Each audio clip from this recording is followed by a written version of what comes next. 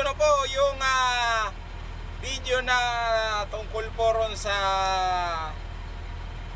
neutral at saka freewheeling na hindi po dapat gawin, lalo na po yung sa mga sa mga nagpa-practice lang at nato. Kung magpa-practice po kayo, kailangan sa pantay. Huwag nyo na subukan na sumuro sa gilid ng bangin o kaya ay palusong.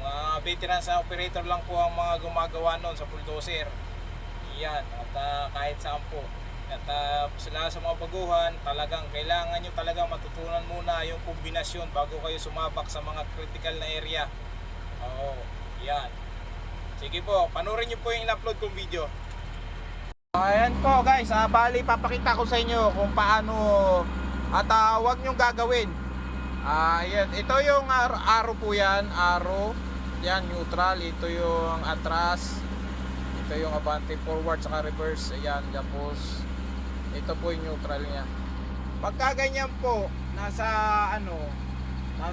sapa kayo, tapos palusong, pababa, wag po kayong gagamit ng freewheeling kasi may freewheeling po ito papakita po yung freewheeling. Ayan po, ipo-forward ko siya. Ayan, forward. Tapos bibitawan ko po siya, bibitawan ko to. Yan, bibitawan ko po yan. Ayan naka na siya, neutral. Bibitawan ko. Pwede po ikaw, yan, freewheeling na po yan. Freewheeling na yan, dire-diretso po yan pababa. Yan, papunta ka rin sa sapa. Lalo na po pagbibita. Lalo na po, ito pa, isa pa.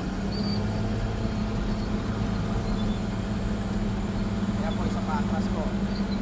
Yan, ito po, freewheeling. Yan, tapos tatapakan ko. Yan, mas mabilis po yan. Naka-neutral po ako niyan, tapos nakatapak. Nakatapak ako sa decelerator, nakabaon. Ayan, kaya wag niyo pong gagawin mag-freewheeling dahil po may patutunguhan kayo at saka mali po yung ganong gagawin.